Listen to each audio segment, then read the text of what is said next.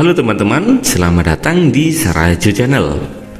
Perkenalkan, aku Rangga yang akan menemani kalian sepanjang video ini. Di video ini aku akan membawakan novel yang ditulis oleh salah satu penulis legendaris Indonesia, yaitu Eyang Asmaraman Kopingho.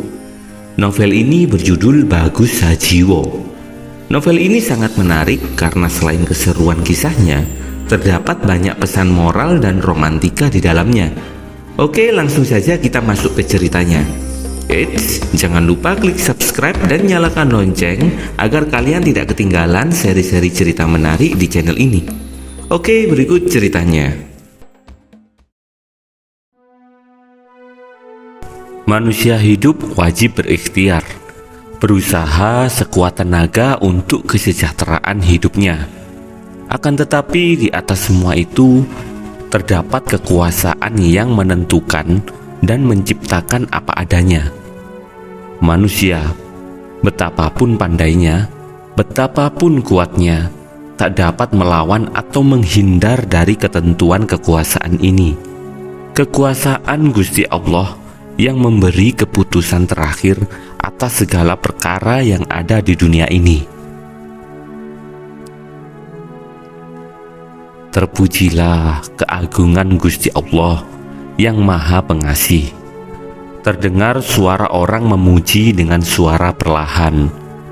Dia seorang manusia laki-laki yang sudah tua sekali. Usianya tentu lebih dari 80 tahun. Walaupun wajahnya masih tampak segar kemerahan dan matanya yang bersinar lembut itu masih dapat melihat segala sesuatu dengan jelas. Telinganya yang lebar masih dapat mendengar suara yang lembut, dan hidungnya yang mancung masih dapat mencium bebauan yang lemah sekalipun. Kakek tua renta ini sejak pagi sebelum matahari terbit tadi telah duduk bersila di atas sebuah batu sebesar gajah yang berada di puncak bukit itu, menghadap ke timur sehingga dia dapat melihat dan mengikuti terbitnya matahari di ufuk timur. Segala keindahan yang terbentang di atas langit sampai di bawah gunung di depannya membuat dia merasa bahwa dia sudah tidak ada lagi, melainkan menjadi bagian yang tidak terpisahkan dari semua keindahan itu. Dia memuji keagungan Tuhan dengan sendirinya, terbawa oleh segala puji yang dia rasakan dengan diserukan oleh setiap benda dan makhluk melalui gerak dan suara mereka. Tak lama kemudian, dia sadar akan dirinya kembali. Sadar bahwa dia adalah seorang manusia yang seperti para makhluk lainnya di dunia ini, membawa tugas dan hidupnya.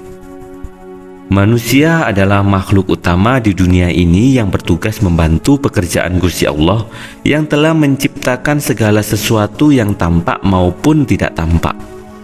Manusia dilahirkan di dunia, bertugas menjaga, mengatur agar dunia ini menjadi tempat yang indah membahagiakan, mengusahakan agar semua manusia dapat hidup sejahtera dan bersama-sama membagi kenikmatan hidup ini sesuai dengan berkah berlimpahan yang diberikan Gusti Allah menjadi segala yang ada di permukaan bumi ini.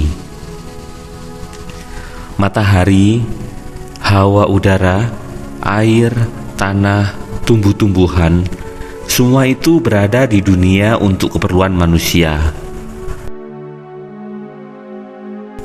Tidak ada satu saja di antara mereka manusia tidak akan dapat hidup. Akan tetapi, apakah yang dialaminya, dilihatnya selama dia hidup di dunia selama hampir 1 abad ini. Bahkan jauh sebelum dia lahir, menurut dongeng dan cerita yang dia dengar dari para nenek moyangnya, manusia di Nusa Jawa ini selalu bermusuhan, saling serang, saling benci, dan saling bunuh. Perang terjadi di mana-mana dengan alasan bermacam-macam, saling memperebutkan kebenaran tanpa menyadari bahwa kebenaran yang diperebutkan itu bukan kebenaran lagi namanya. Pada hakikatnya, yang diperebutkan adalah kedudukan, harta, dan semua itu berarti hanya untuk memenuhi dorongan nafsu daya rendah. Nafsu yang mengaku-ngaku menjadi aku yang harus paling berkuasa dan senang. Kedudukan diperebutkan karena kedudukan menghasilkan kekuasaan dan harta menghasilkan kesenangan. Semua untuk si aku yang berkembang menjadi keluargaku, golonganku, agamaku, bangsaku, dan selanjutnya, yang bersumber kepada si aku, yaitu hawa nafsu itu sendiri. Kakek itu memejamkan kedua matanya. Dia melihat dalam benaknya semua peristiwa yang terjadi di Mataram. Perang melawan daerah-daerah antar saudara sendiri, kemudian perang melawan bangsa Belanda yang hendak menjajah tanah air. Perang, dan perang, menewaskan puluhan, ratusan, dan bahkan ribuan manusia. Darah manusia membanjir, mayat bertumpukan, dan semua itu diterima oleh bumi yang membisu. Tiba-tiba kakek itu gemetar. Dia merasa datangnya sesuatu akan memaksanya kembali ke alam asalnya. Dia membuka mata kembali, tersenyum memandang matahari pagi, lalu berkata lirih, "Gusti, segala kehendak Paduka terjadilah. Hamba akan seperti matahari, tenggelam atau timbul dengan rela dan pasrah, sesuai dengan kehendak Paduka." Kakek itu dikenal orang sebagai Ki Ageng Mahendra, yang sudah puluhan tahun bertapa di pegunungan Ijen karena sedih melihat perang yang terjadi di daerah Jawa Timur antara para kadipaten melawan Mataram yang dipimpin oleh Sultan Agung. Ki Ageng Mahendra adalah seorang sastrawan, akan tetapi juga seorang yang memiliki banyak ilmu kanuragan, sakti mandraguna, bahkan pernah berguru kepada Sunan Gunung Jati. Tadinya dia juga hidup sebagai seorang kesatria yang selalu membela dan menegakkan keadilan. Akan tetapi setelah melihat betapa yang dibela dan dimusuhi itu adalah bangsanya sendiri pula, bahkan sering berhadapan dengan saudara-saudara atau sahabat-sahabat sendiri yang berbeda faham, dia merasa sedih dan terenyuh seperti yang dialami sang Arjuna dalam perang Bratayuda. Maka dia lalu mengundurkan diri dan mengasingkan diri di pegunungan Ijen, muak melihat kekejaman manusia membunuhi bangsa sendiri. Pada saat itu, Ki Ageng Mahendra yang penglihatannya masih tajam itu menangkap bayangan orang mendaki lereng menuju puncak, dan dia tersenyum. Bayangan itu adalah seorang pemuda remaja berusia sekitar 17 tahun yang memanggul seekor kijang dan berlari naik dengan cepat sekali. Jalan pendakian itu sebetulnya amat sukar, terhadang jurang-jurang yang curam dan batu-batu yang licin. Namun pemuda itu dengan terginas dan tampil seperti seekor kera melompati jurang dan batu-batu itu dengan amat mudahnya, bagaikan lari di atas jalan yang rata saja. Ki Ageng Mahendra memandang dengan senyum.